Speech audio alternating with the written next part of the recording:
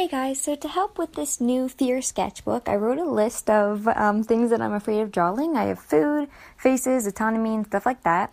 And so today I wanted to be like, oh, maybe I can do what she eats or an animal that she might eat. So that's what I did.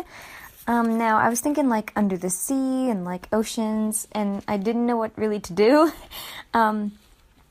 For an animal, like a fish made a lot of sense, but I really wanted to do something more like dynamic. So I chose to do a crab. And then for food, I was thinking, well, maybe she can eat like kelp or like seaweed or something. So I did seaweed. Now, I noticed quite quickly after I started drawing the seaweed that I think I drew it too big. I wanted to draw like a lot of it, but it was clear to me that it wasn't really gonna fit.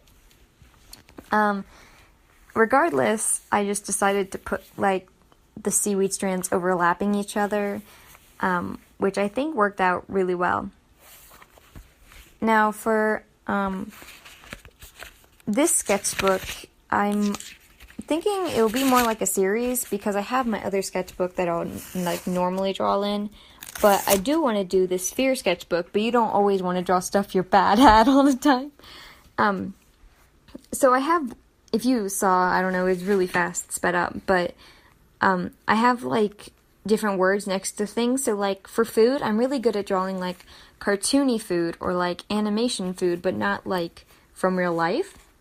And so I wanted to get better at that, which is why this seaweed is more realistic than it would be cartoonish. And the same thing with the crab that I'm going to draw. Is that I didn't want it to be in my normal cartoony style. I wanted to really push myself and like, this is a sketchbook that I'm probably not going to like very much because I am having trouble with drawing what's in it. And so, it's not that I need to like the sketchbook, but it's that I need to grow from what I do in the sketchbook, I've decided. And so I drew these 3 pieces of seaweed, but then it just felt like really blank in the center, so I drew another piece. I'm actually using reference for the seaweed as well, just because I wanted to get all the veins right and how it flows in the water and stuff. Because as I said in my last video with the mermaid hair and tail, like I have problems with how stuff flows underwater. For the crab, I thought maybe I should do one standing up, like with its hands in the air, because I think it's really cute when it looks like that.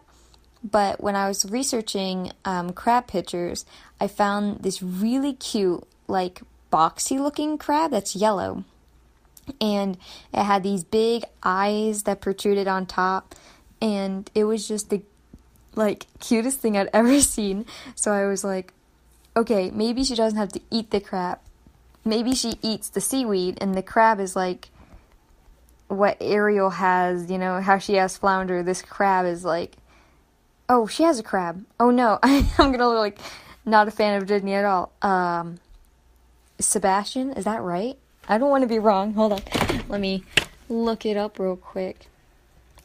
Yes, I'm actually looking up Ariel's crab's name. I was right, it's Sebastian. But, so yeah, I was thinking maybe this could just be like her little buddy, you know? And I really like how she's a bigger person and the crab is like itty bitty, and I like the difference between them, right? And so, I was gonna do a fish, because obviously like underwater, and there's like fish and stingrays and all these different things, but I already don't like I did scales in the mermaid drawing, and I didn't want to do just like a lot of scales on one page because I thought that'd be boring for you and for me. And the autonomy of a fish has that flowingness to it, and I really didn't want to really hate one page of my sketchbook, especially when it's the first page. So I thought a crab would be a lot of anatomy work and a lot of using the reference, because you know what a crab looks like, but you don't know all the little details of, you know, its claws and its legs and everything. And so I thought that would be really interesting to do. So I'm still going to make more of my list for things that I fear. And I'm thinking maybe I can do like spreads. Oh, it's so scary. Like spread pages of like a scene with like different things incorporated into it. Like this is kind of a story where it's like the mermaid eats kelp and she walks around with her crab friend and stuff like that. But like them in a scene, like her swimming underwater with the crab, and there's kelp, and there's like she has an expression on her face because I'm bad at that, and her hair is like out.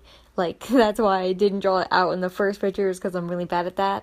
But her hair is out, and I can like work on a really dynamic pose and things like that. I could even add more mermaids, because one of my things is like I'm very bad at drawing people, and I could add more detail to her face like I wanted to last time.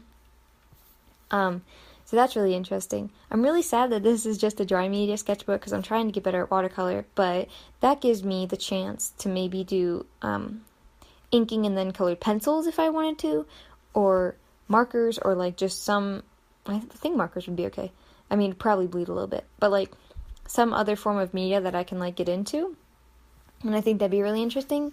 In the past, I worked in pastel and charcoal, but it's very messy, and I don't have the stay spray to prevent it from leaching onto the other pages in the sketchbook. So I think I'm going to refrain from that and keep to more traditional art supplies. It would be cool to kind of do almost like an Inktober in the sketchbook, to have everything inked and pretty and maybe have like weird background colors just to blend it all together.